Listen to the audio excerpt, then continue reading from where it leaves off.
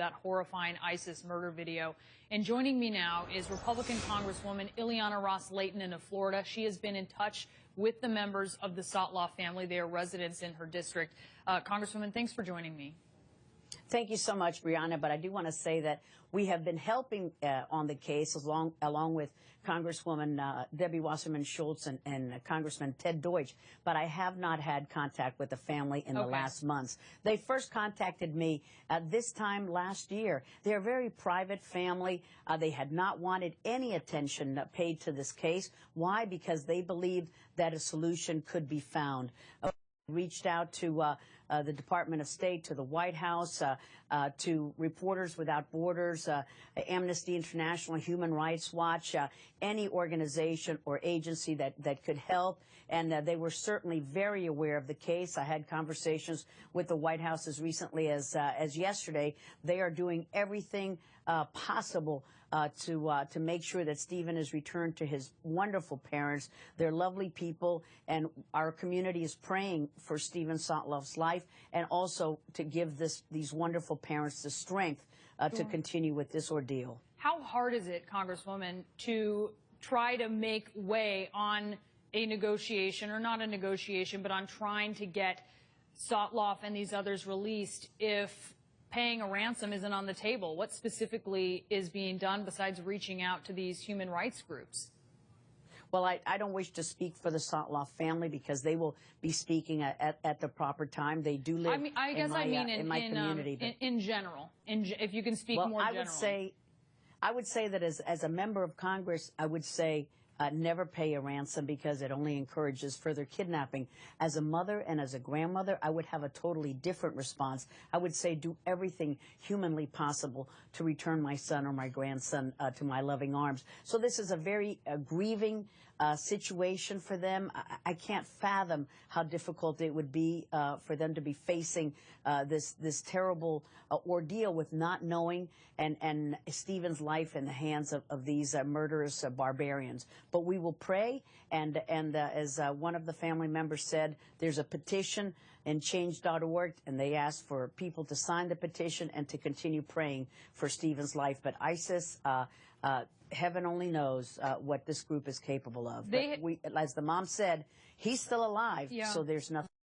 They have reached out, ISIS has, to the Foley family, and we learned from the family that ISIS reached out on multiple occasions. Has ISIS reached out to the Sotloff family?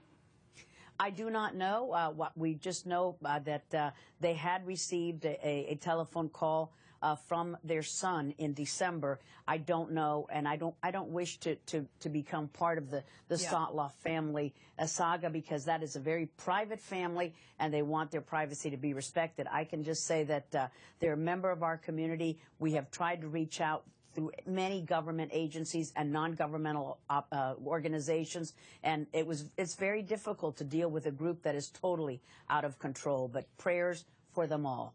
I wonder, General Martin Dempsey, the chairman of the Joint Chiefs, he said that ISIS cannot be defeated without addressing the part of it that is in Syria. Do you support airstrikes inside of Syria?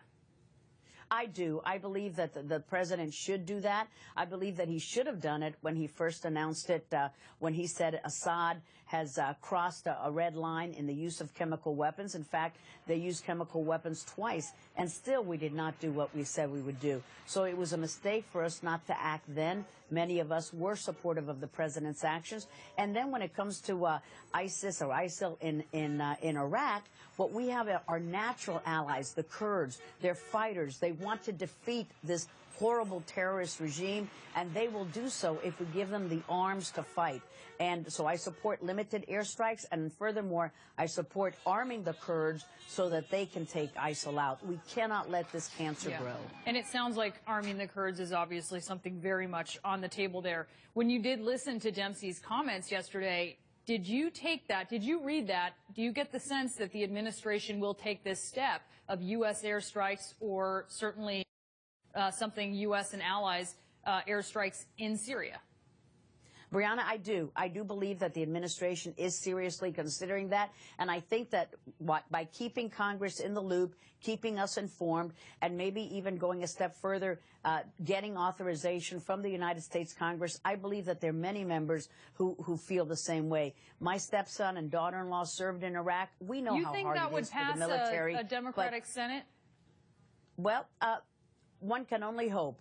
ISIS is a real threat. It's a threat to the entire area. It's a threat to Democratic allies and our U.S. national security interests. We cannot wish it and hope it away. We need to eliminate this. Let's just first try limited airstrikes and helping the Kurds without further involving U.S. troops on the ground. I think that we can beat these guys back, but doing nothing is not an option. Congresswoman Ileana Ros-Lehtinen, and thanks for joining us. Thank you, Brianna. Now next, breaking news, a stunning new development involving a police officer who was involved in crowd control in Ferguson, Missouri. We saw him in action live right here on CNN.